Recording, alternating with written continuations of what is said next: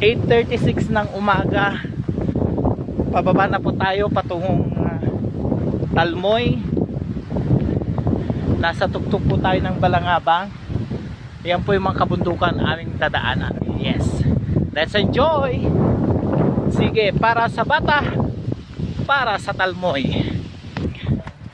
Kasama ko si Sir James, ang school head ng Talmoy Elementary School.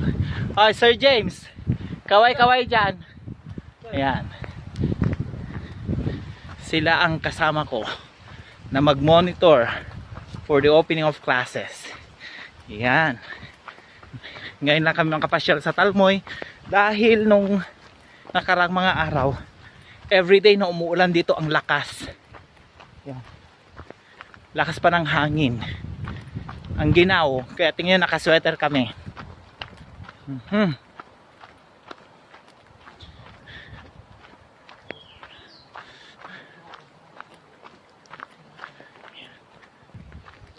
Ang gandang maglakad dahil sariwang hangin, malinis ang paligid, puro puno ang nakapalibot sa iyo, mga kabundukan. Yan. Walang sasakyang nakakarating sa Talmoy, kundi kadilakad lang. Lakad ng lakad, lakad ng lakad. Pero ito ang ginagawang kalsada, sira-sira pa, hindi pa ano. Ito yung ino-open pa lang. Access way going to Talmoy para pagdating ng araw ay makakarating na ang sasakyan doon. So 8:30 kami nag-umpisa doon sa lakaran. Tingnan natin, orasan natin kung ilang oras nga ba mula doon sa pinagbabaan namin ng motorsiklo. Iniwan na namin doon yung mga motor dahil hindi kaya dito. Kaya tingnan natin kung ilang oras ang lalakarin hanggang marating ang Talmoy. Ito po, landslide siya. Nakakatakot, parang takot akong maglakad dyan. Ayan. Ayun si Sir James dumaan sa taas. Wala ka pa yung mag-jem mo? Papansin ka pa. Alam, mabuto na. Wala sige sir. At kasi ka sir.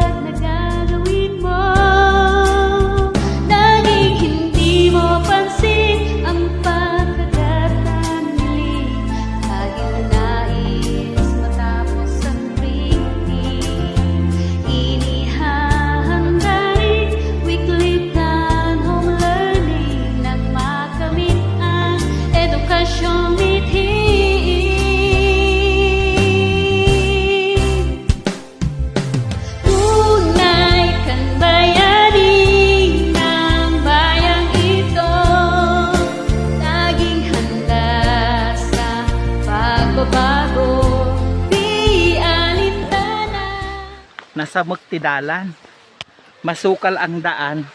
Yan, ito yung dahilan kaya hindi pwedeng pumasok dito ang motorsiklo. Hindi po kasya. Ang aking video ay hindi po ito drama. Oh, ang ganda. My Falls. Ayan. O, diba? Wala pong kadramahan ito, pawang katotohanan lamang ang laman ng aming video. Pinapakita ko lang ang daanan ng mga guro na nagtsatsaga para pagsilbihan ang ating mga mag-aaral. Kumbaga sa baba, kahit napakalapit, nagreklamo ng iba, sabi nila, ang layo-layo, pero dito hindi po. Kahit malayo, hindi nila ito sinusukuan. Bagamat nag-aagawan pa sila, lalo na kung item ang ibibigay mo. Tingnan nyo po sa aking baba, napakatarik. Yan. So nakakatakot.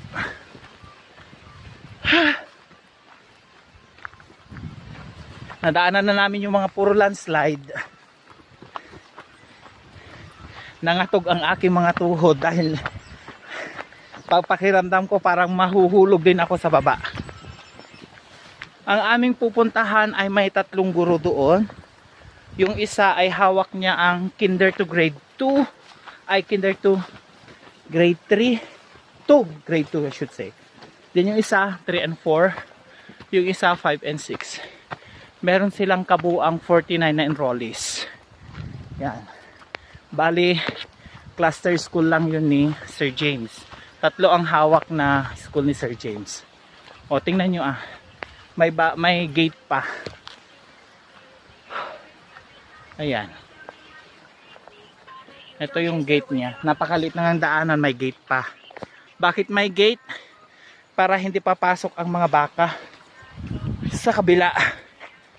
O kaya yung mga baboy ramo dahil sisirain ang mga pananim nila dito. Yan. Medyo gumanda na po ang daanan namin. Ayan. Fresh na fresh. Kasama ko sa likuran si Sir Arman at saka si Sir Abe. Tinawag namin sila kasi sabi nila Sir James mas maganda kung marami kami. Pero ang bilis ng dalawa. Andun na sila sa malayo. Di pa makapaghintay. Tingnan nyo ang daanan. Napakakitid. May ang ganda pang nakabalandrang bato dito. Tingnan nyo guys. O, di ba? Parang sinadya. Pero nahulog lang yan dahil sa landslide.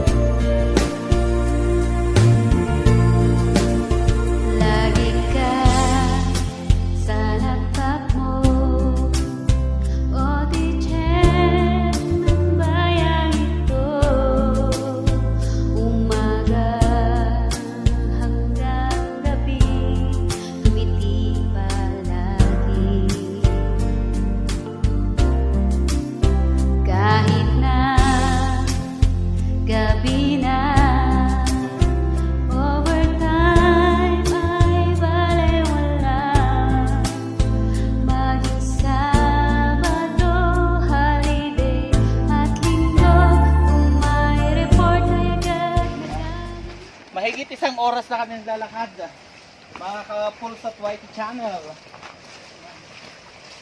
Malapit na yung pahingahan. First station, pinakagitna.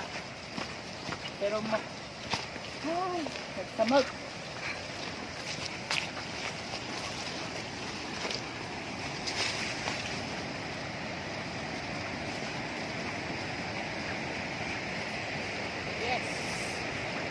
Sa wakas.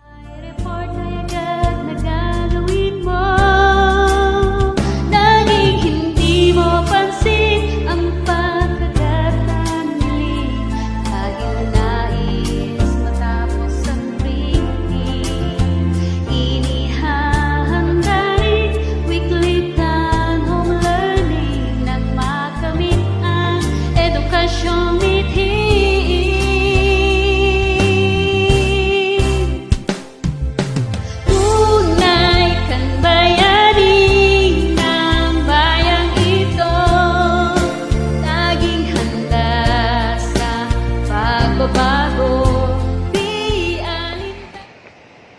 yung first station po namin para kami magpahinga bago makarating sa Talmon.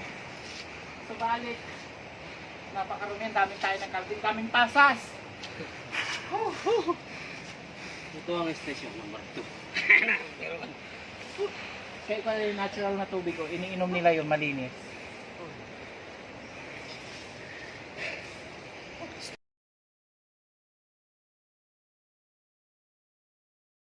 So, nandito na kami sa Talmoy. Sa ilang oras, mahigit 2 oras na aming paglalakad, nakarating na kami dito sa Talmoy Elementary School. Ayan. Baglatang nga na i-video, hindi pa nakakwamin. Secret. Dumanong kahit ito, tag kapen. Ay, hello po, good morning. Hi! Nakadanong kami malaang. Ayan.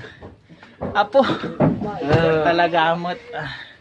So ito po yung cottage ng mga teachers natin dito sa Talmoy. Ayan. Diyan ni Ma'am Maureen Dingkog. Yan ready Ma'am Maureen. Sino, sir? Ano yan? Sino? Okay. So, thanks God at nakarating kami ng maayos, walang problema. Kasama ko ang mga ALS teacher at yung school head nila. At ni Sir Marcelo ni taga Belanza Dayta. Yung ado kabagyan na to yung bagong teacher, bagong lipat dito. Kasi siya nag-request for transfer dito kasi nandito yung mga kamag-anak niya. Sige. Yung mga hindi pa nakapag-subscribe, kung naka-red pa yan, pakipindot na lamang po, pati yung bell button, kalampagin nyo. Pulsot YT channel. Okay, so thank you for watching. God bless everyone. Tunay kang bayan.